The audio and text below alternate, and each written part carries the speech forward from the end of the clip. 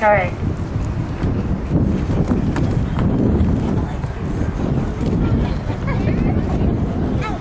Good morning. If everyone could just kind of move in some and kind of congregate around here.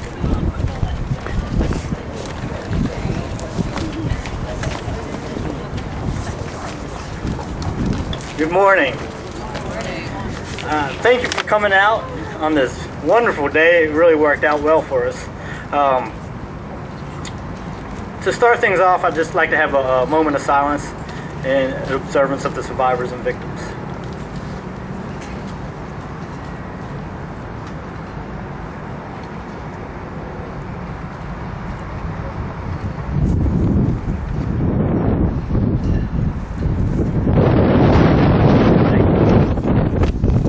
I'd like to thank everyone for coming out here to the 5th annual Meet at the Bridge event. We are the National Coalition Against Domestic Violence. We're created by members of the community hoping to strengthen the ties between domestic violence service providers and advocates. The coalition is made up of nonprofit organizations, government agencies, private agencies, citizens that work together to improve awareness of domestic violence in our community, as well as the prevention and response to domestic violence.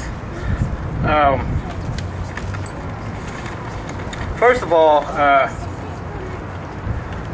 as a coalition, we like to be a mouthpiece. We want to be the voice of the victims and the survivors. And so whether they are still with us today or they have moved on, that we can still continue their voice and to be able to speak for them as advocates here in Nashville. I'd like to introduce Dorinda Carter. Dorinda Carter is the Communications Director for the Tennessee Department of Corrections.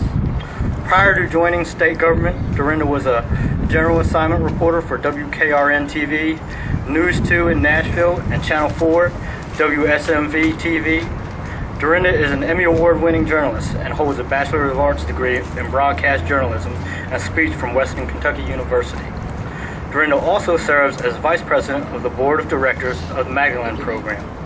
Magdalene is a residential community in Nashville for women who have survived lives of violence, prostitution, and abuse. Dorinda is also the proud mother of an 8-year-old straight A student named Alex.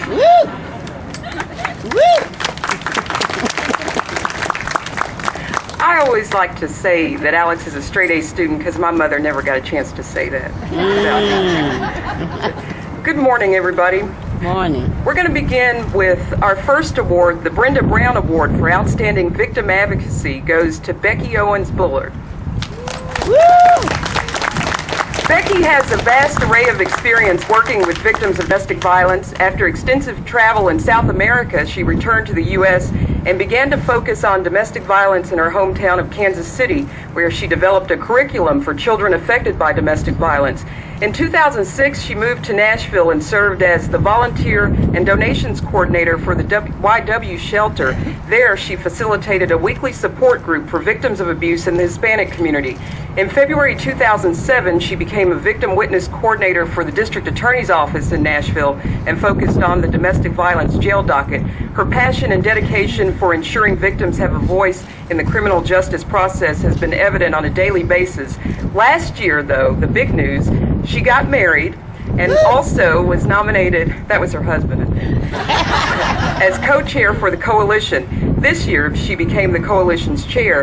And just to make sure no moss has time to grow on her rolling stone, tomorrow she will be moving to Washington, D.C. with her husband, Rob, and their 2 dogs, Mona and Peta. In D.C., she will be working for the Polaris Project, which combats human trafficking, and will be pursuing her master's degree from George Washington University. The Brenda Brown Award for Outstanding Victim Advocacy, Becky Owens Bullard.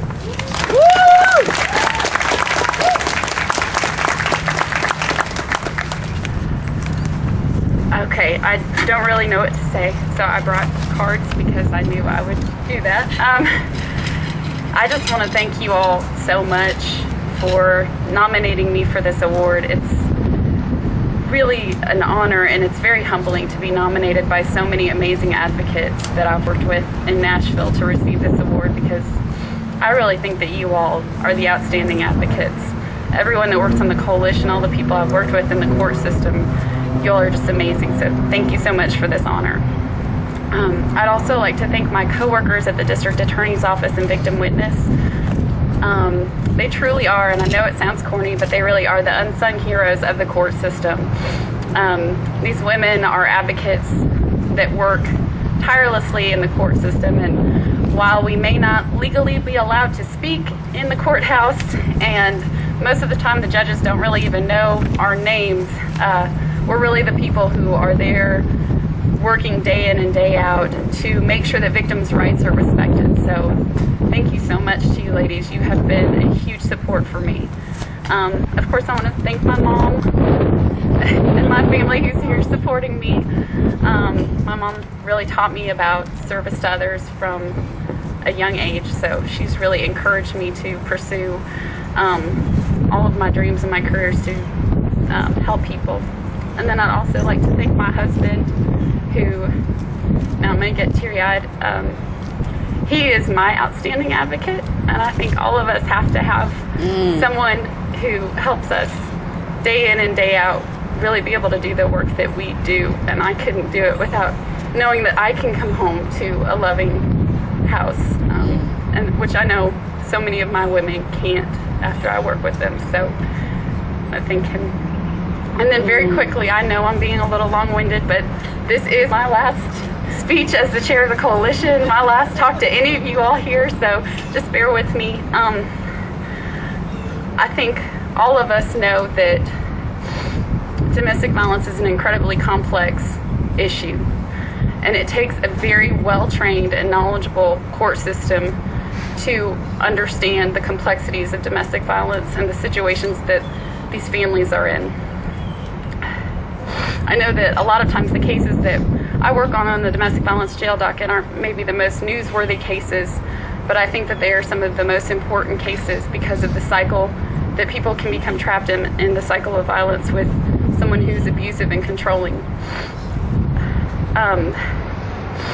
One of those women is one of the women that we're honoring today.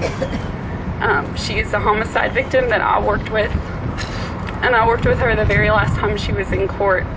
And she was finally ready, after about 7 times through the court system, to leave. And I got to work with her on her final time. She was very ready to leave. She testified against her batterer. She did an amazing job. And he got out of jail, he made bond, and murdered her weeks later. And I just want all of us to keep stories like that in mind when we're working with cases that on the surface may not seem like the most egregious cases that we see in the court system, but are very serious and very important. And it's very important that we continue to move forward in Nashville and in Davidson County with our court system being trained and having so many amazing advocates like you all there to support our victims and hopefully help them to become survivors of domestic violence. Thank you so much, and I'm sorry for being so long.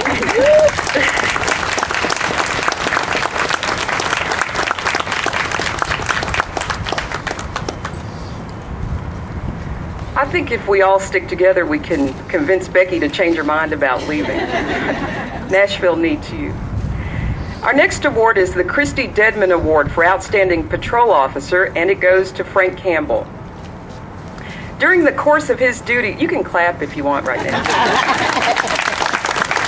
During the course of his duties in the patrol division at West Precinct, Frank Campbell often encounters domestic situations that he gets called to. He states, "I know that these calls for assistance are very important and that those affected need to be given the necessary help they deserve, which usually involves getting their matters reported, helping with shelter options, and of course assisting in prosecution. Frank continues to believe in the domestic violence division of our city and is willing to assist whenever he gets called upon by DV in situations that often end up at the hospitals in his precinct. Frank is a Nashville native and has been with the police department since 1991, working in the patrol division. Currently, he is assigned to the West Sector day shift. Frank has been married for 19 years, and together they have a 12-year-old son. The Christy Dedman Award for Outstanding Patrol Officer goes to Frank Campbell.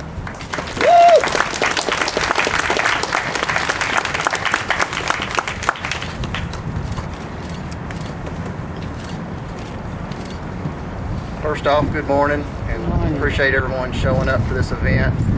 Just want to let you know how much this award means to me. I do work at the West Precinct in patrol on the day shift, and I often encounter domestic type calls that I go to, whether it be at the hospital or residences. And I work with the domestic violence division a lot when they come out to assist me on my calls. They've always helped out a lot. I'd like to thank them. It really means a lot for me to help people out on these calls, whether, like she said, doing the reports or helping in prosecution, whatever the case may be. Like I said, I really appreciate the award. It means a lot. Thank you.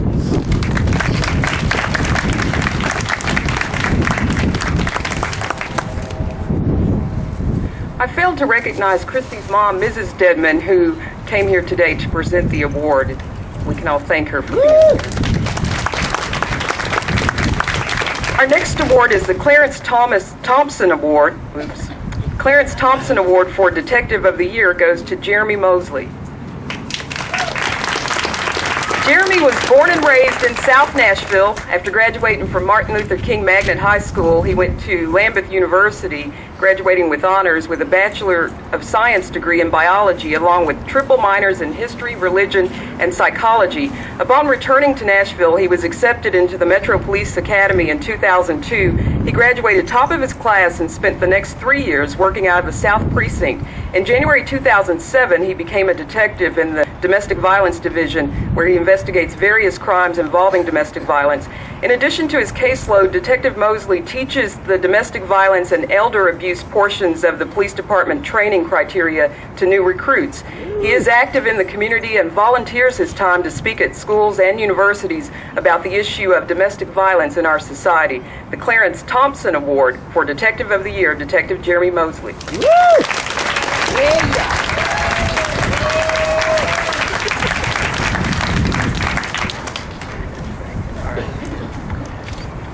Well, to start off with, I want to thank the Coalition for the recognition as Detective of the Year. And if you'll indulge me for a few, I'd like to say a few words.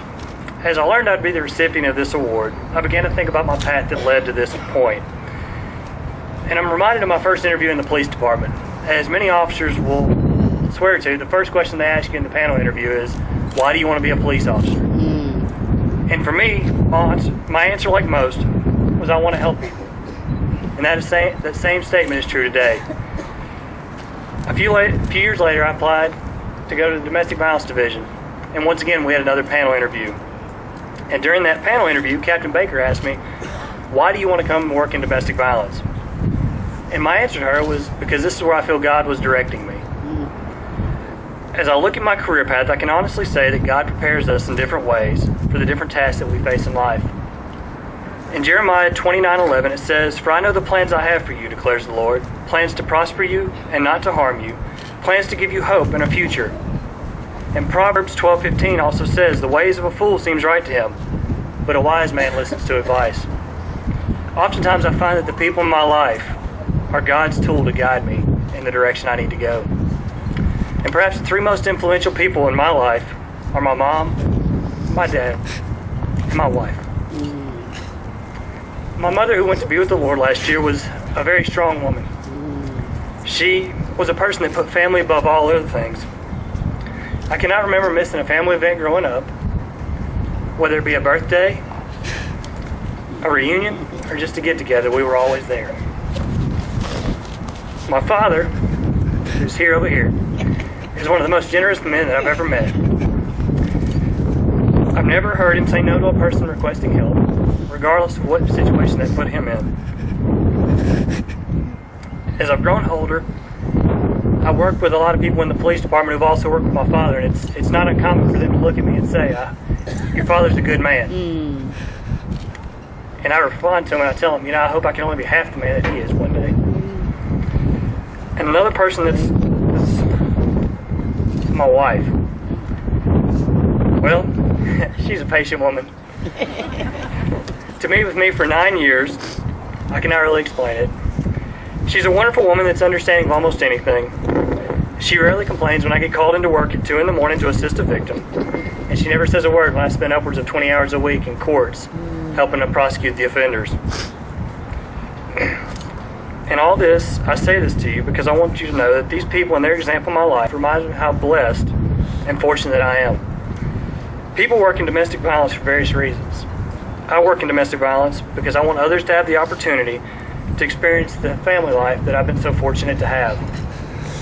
In all that I do as a detective, I'm lucky to be associated with such a great group of people who are fighting alongside with me. I've had great supervisors within MNPD.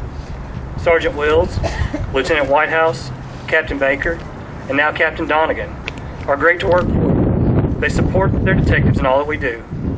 Oftentimes, they send us for training to make us better at what we do because they place such value on what we do within the community. I also want to recognize the other detectives in the unit. They deserve just as much recognition as I do.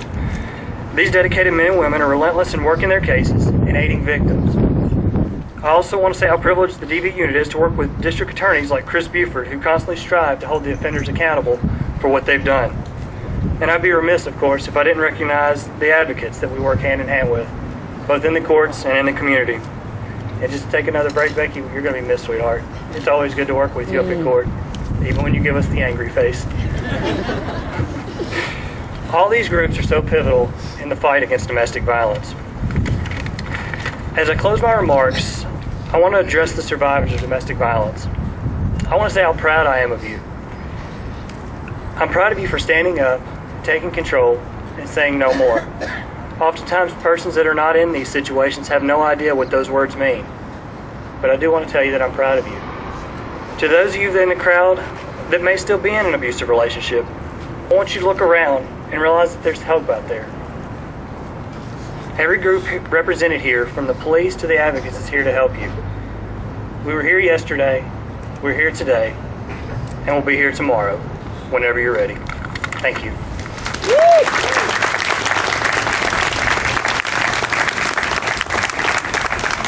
Don't you love him? Smart, cute, sensitive. I know you're married. I heard that. Our next award, the Chris Buford Award for Local Government Service, goes to Tiffany Long. Tiffany is the Davidson County General Sessions Court Docket Clerk for the Order of Protections. She began working for General Sessions Civil Division in 2004. She processes the Domestic Violence Order of Protections from time of service through adjudication. She also works closely on a daily basis with the Davidson County Sheriff's Department, Metro Domestic Violence Unit, the District Attorney's Office to coordinate and successfully bring each offender before the General Sessions Domestic Violence Court. Mrs. Long is married to Don Long. They have 2 children together. Dalton is 9, Maggie's 7. The Chris Buford Award for Local Government Service goes to Tiffany Long.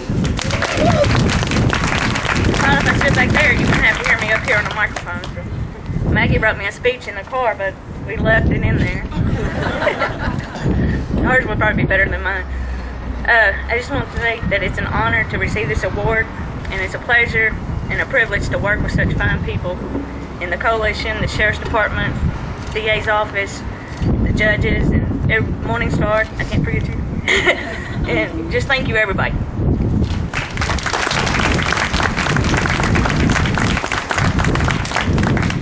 The Long-Term Service Provider Award goes to the entire Domestic Violence Division Counseling Program, if everybody would come up. The Metro Nashville Police Department's Domestic Violence Division opened in the summer of '94. At that time, it was recognized for being one of the first centralized investigative divisions for family violence in the entire nation. Soon afterward, during the first year, crisis counseling services were added. The department already had the unique distinction of having provided in-house victim intervention services since 1975. In the beginning, the counseling section consisted of just 1 police crisis counselor. Over the past 15 years, it has grown to include 1 psychologist, 3 master's level counselors, a number of grant-funded positions, volunteers from other agencies, and graduate student interns. At any given time, over a dozen counselors may be working side by side with detectives at the division in assisting victims. Today, the Domestic Violence Counseling section provides free 24-hour crisis counseling, free of charge to any non-perpetrating family member. The number is... Okay, you say that when you... The counselors at the division are all specially trained in intervention techniques such as critical incident stress debriefing, trauma-focused therapy, grief counseling, and group work. Currently, counselors working at the division include Dr. Carol Gibson, Heidi Bennett, Kim Page, Janiska Rodriguez, Lonnie Ramos, Katie Peebles, and interns Christine Robertini, Melody Welch, Jessica Matthews, and Vivian Grice. The Long-Term Service Provider Award, the Domestic Violence Division Counseling Program.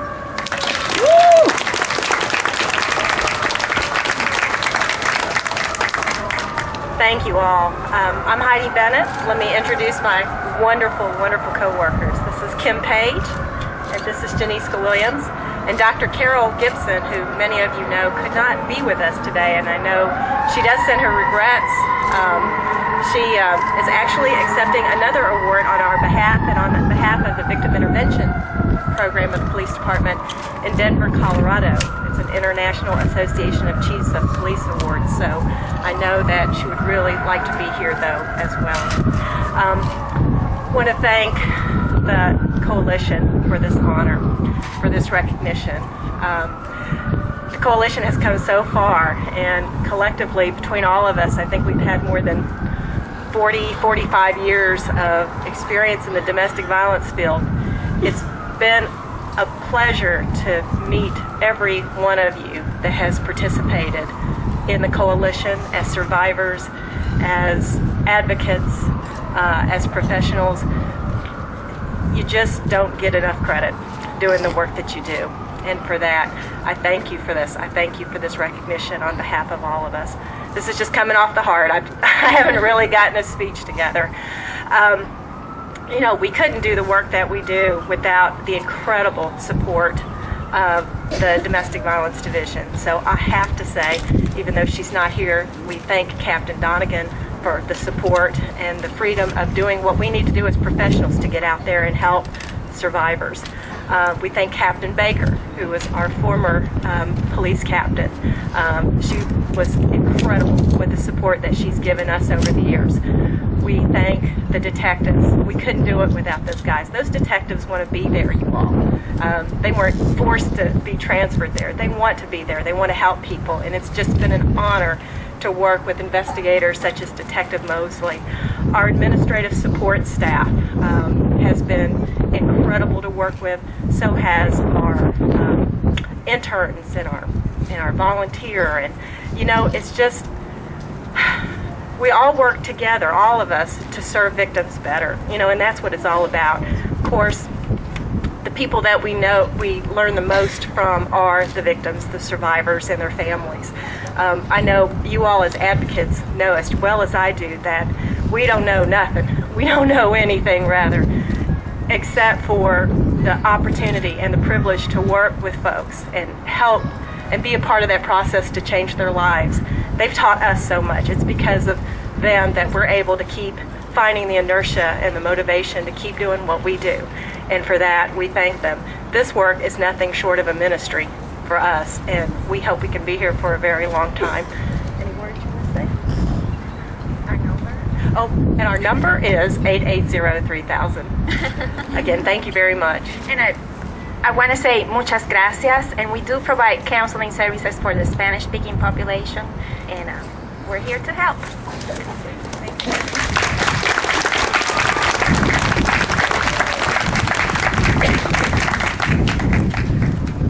The corporate sponsor award goes to BB Kings. Is BB King here? In 1991, is anyone here from BB King? Okay, well, thanks, BB King. Can I just skip over there? Or should I? No. Okay, no. Okay, BB Kings, thank you so much. In 1991, the developers of the Beale Street Entertainment District approached S. Tommy Peters with an idea for a nightclub, not just any nightclub, the flagship of the Beale Street Entertainment District. After extensive negotiation between Peters and BB King's management, an agreement was made and the BB King's Blues Club was born. Growth and success followed the birth of the brand. In 2003, Peters opened a second B.B. King's Blues Club in Nashville on 2nd Avenue, and you all should go visit it sometime. 2009 has seen great growth for B.B. King's Blues Clubs, now opening its doors in Las Vegas with the collaboration between the Mirage Hotel in Vegas and the Beale Street Blues Company. Additionally, City Place, an upscale open-air multi-use facility located in West Palm Beach, Florida, approached Beale Street Blues Company and will open a B.B. King's Blues Club before the year is through, and we're grateful to B.B. King's Blues Club.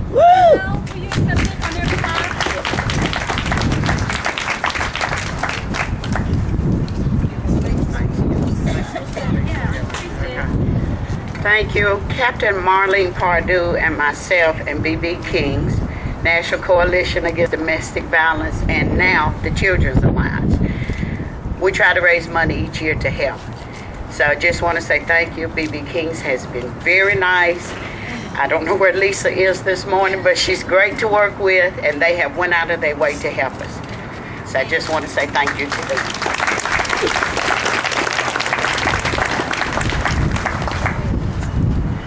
Our special recognition award goes to Bob Morrison, Nashville songwriter. Bob was born in Biloxi, Mississippi. He was exposed to music at an early age. His father was a jukebox operator and brought a new set of records home every 2 weeks. At 15, he got his first guitar and started sitting in with a local rock band. After high school, he attended Mississippi State on a track scholarship and continued performing and writing songs while in college. Bob graduated with a degree in nuclear engineering and decided to enter the music business. I don't know how that happened. That was logical. After singing in clubs, he signed with Columbia Records, moved to Hollywood, and signed with Screen Gems TV as a contract actor. In 1973, he moved to Nashville and signed with Combine Music and had his first success. Did I say that right? Yeah. Okay. With The River's Too Wide. In 1978, he was named the ASCAP Country Songwriter of the Year. In 1979, he won a Grammy for You Decorated My Life, co-written by Debbie Hubb.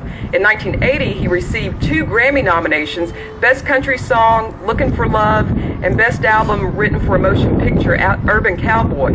Also in 1980, he won ASCAP Songwriter Award and repeated in 81 and 82. His success as a songwriter is extensive. Bob Morrison is a philanthropist to the Nashville Coalition Against Domestic Violence, and he has until now been unsung. Every summer for the past 4 years, Bob has gathered up a group of friends and colleagues and plays a benefit show for the Nashville Coalition at the Bluebird Cafe. His generous support of his time, talent, and friendship for the sake of the coalition has been unsurpassed and greatly appreciated. The Nashville Coalition Against Domestic Violence would like to recognize and honor Bob Morrison for his dedication.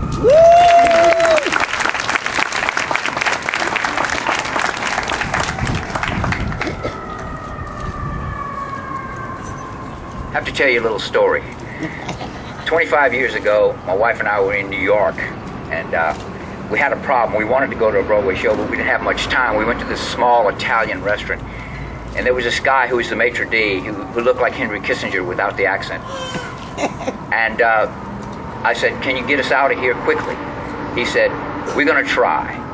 And I saw waiters flying around, and he was great. And I said, well, you know, after we had plenty of time to get to the show and stuff, I tried to find him, and I couldn't find him, because usually, let's face it, maitre d's are sitting there waiting for you to spiff them.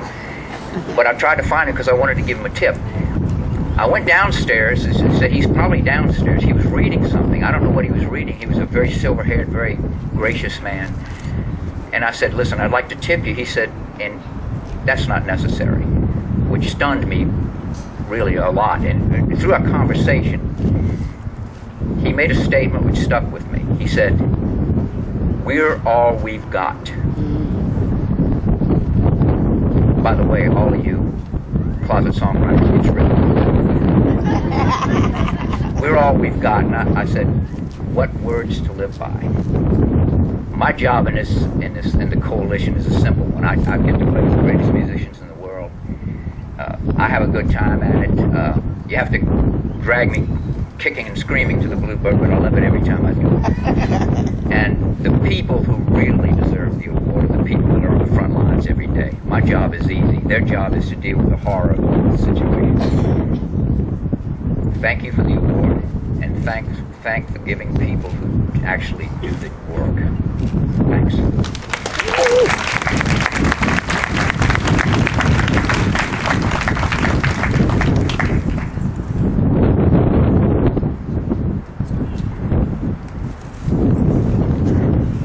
Our final award is the Survivor Award. It goes to Glenda Barnett Stryker.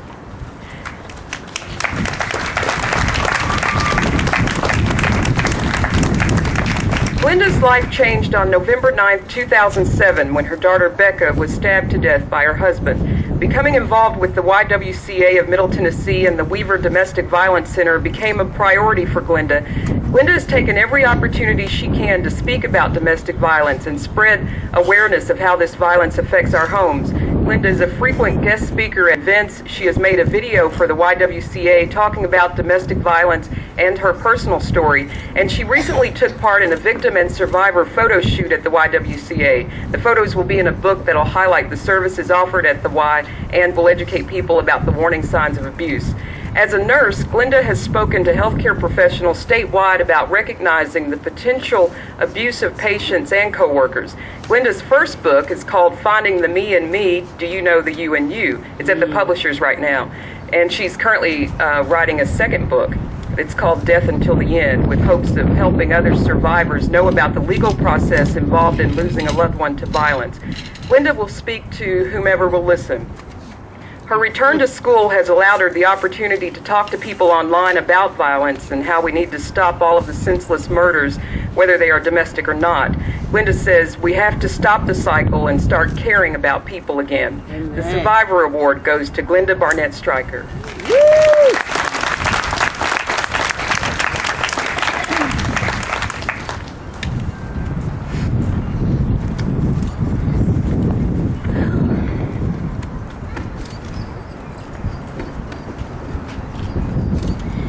It is with humility and thankfulness and sadness that I stand here before you accepting this award.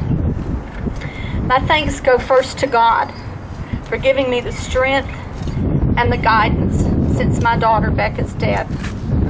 Then to all of those who have had the privilege, that I have had the privilege of getting to know as I work with the staff of the Middle Tennessee YWCA. And to those of you with the Nashville Coalition Against Domestic Violence, who have on this Memorial Day thought me worthy of recognition. To Susan Tucker and Katie Miller from the DA's office, and to Heidi Bennett from the Special Victims Unit, who were there as professionals and as friends throughout the legal process. To Captain Rita Baker, and to the Metro Police who work to protect victims of abuse and to stop the violence. To Pat Shea, Director of the YWCA, who has become my friend. To my husband and my family and my friends who have stood by me, I offer my sincerest thanks for all you do and for being present in my life. No mother wants to be standing here as the survivor of a child whose death has become a statistic. When I think back to the moment that I heard that Becca had been killed by Jimmy, my thoughts were first, God, look after my baby. And God, give me the strength of forgiveness and guidance to educate others so that they don't feel the pain that I feel each day. Becca had just received a degree in criminal justice and was going to work with domestic violence. She never sought the assistance from the Weaver Domestic Center, to my knowledge, but had she done so, she might be the one standing here today. 1 in 3 women will experience some form of abuse in their lifetime. Your mother, your sister, your daughter, or a friend may be in an abusive relationship right now. My mission has become one of educating anyone who will listen to me to make everyone aware that no matter the age, the race, the education level, or the economic status, you aren't exempt from abuse. To let the victims know that it's not their fault, that they don't have to live in an abusive situation. We must all be aware that abuse happens way too often. We must be willing to stand up, to speak out, to get involved in helping to break the cycle of domestic violence, to provide support and guidance to those who need it by making them aware of the local numbers to the YWCA, to the Weaver Domestic Violence Center, and the 24-hour hotline crisis number. So as I stand here before you, a survivor of a victim, I challenge each of you to reach out to help someone who needs help and understanding, to make a difference, and to stop the cycle of violence. Thank you so much.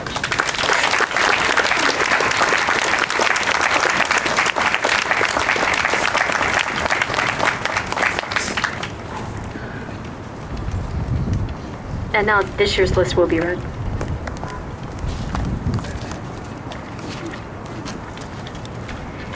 Good morning. I always find it such an honor and a humbling privilege to be amongst all of you that I find it, I'm very appreciative to be a part of these events. I'm here standing in for the new commander of the Domestic Violence Division, Captain Michelle Dunnigan.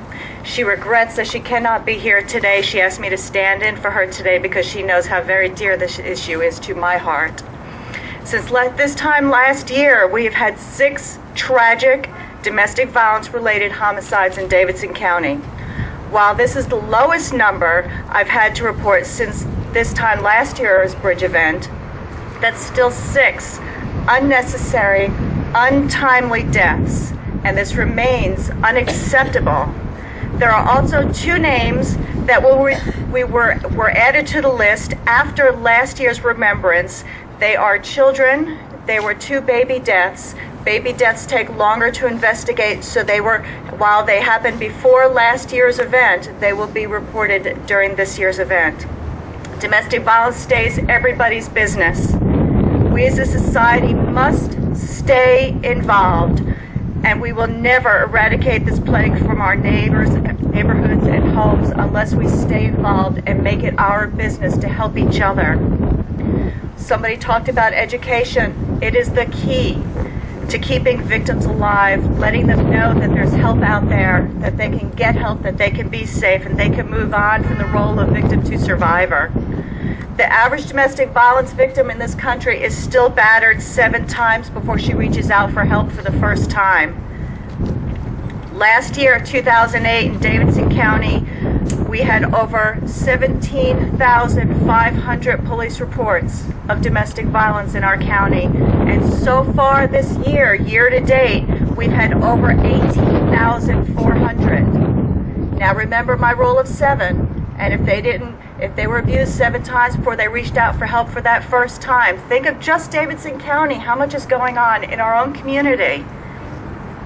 Because of this, and because of the people we remember today, I feel like this event is so important. And again, I'm so honored to be a part of this.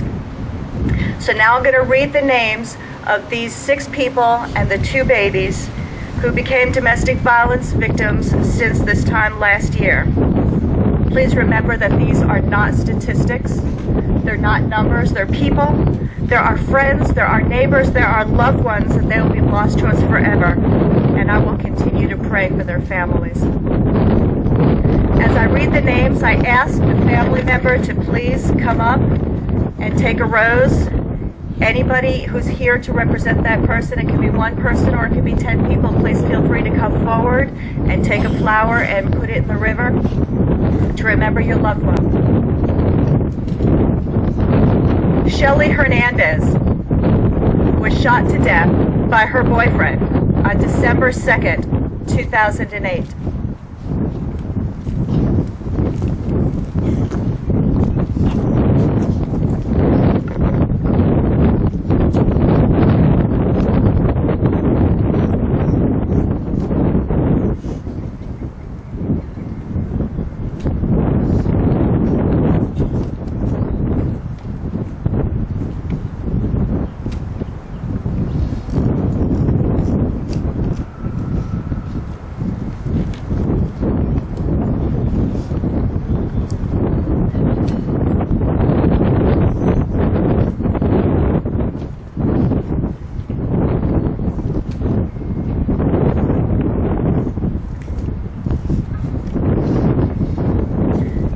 Miranda Nathomvuki was stabbed to death by her husband on January 5th, 2009.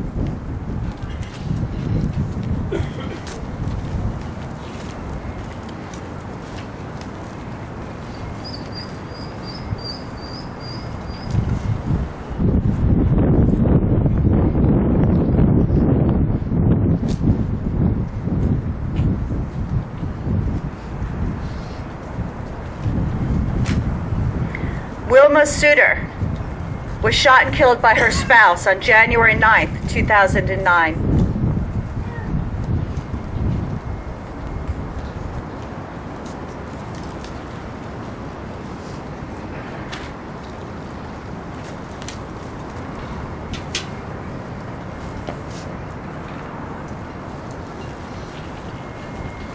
Audra McClellan was murdered when her boyfriend shot her on January 18th, 2009.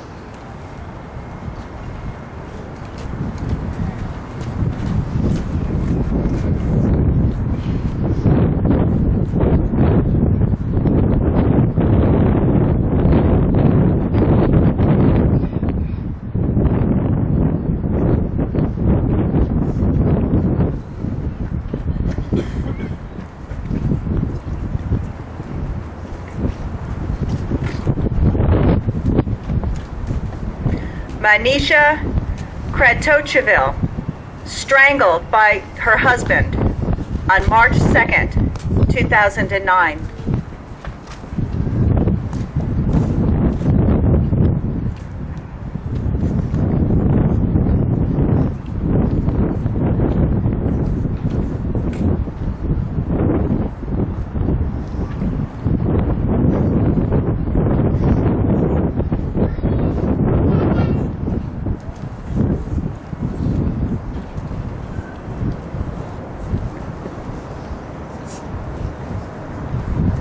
Steve McNair, murdered by his girlfriend, July 4th, 2009.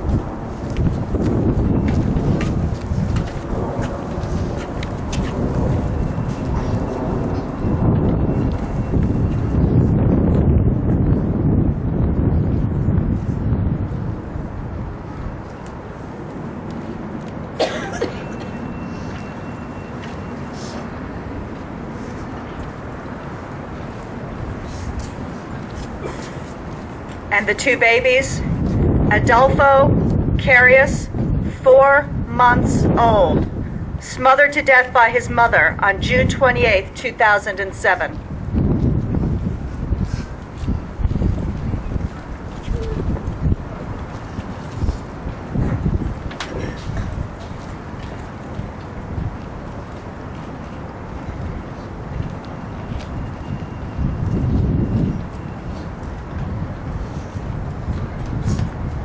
Ava Elizabeth Hanna, 16 months old, poisoned by her mother, June 27, 2008.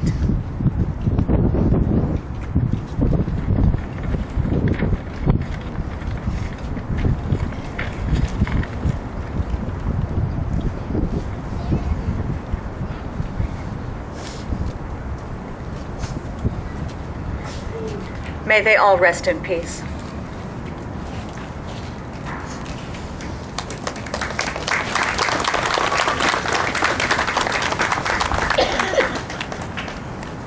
On behalf of the Nashville Coalition, this concludes our ceremony, but I want to leave you guys with some words.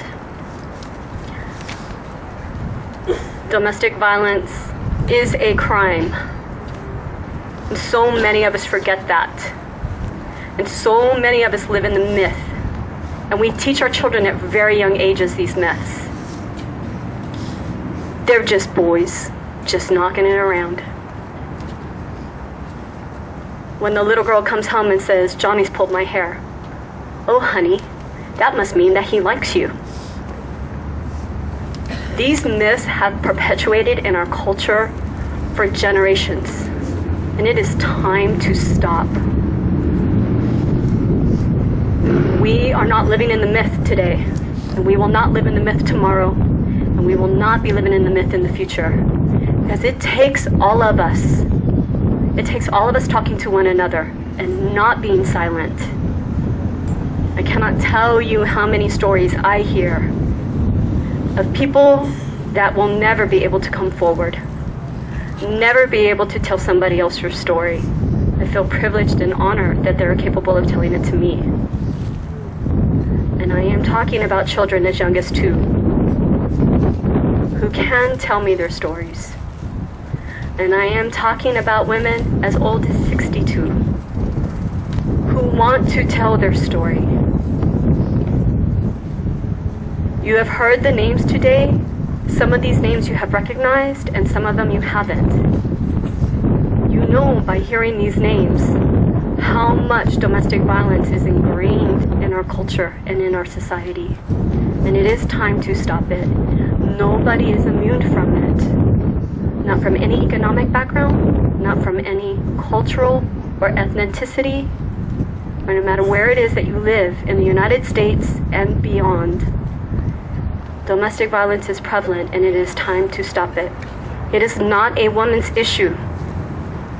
It is not a child's issue. It is everybody's issue, and it takes everybody to stop it. There are some people here who's here to memorialize other victims from the past, and if you would like to come up and take a flower, please do so.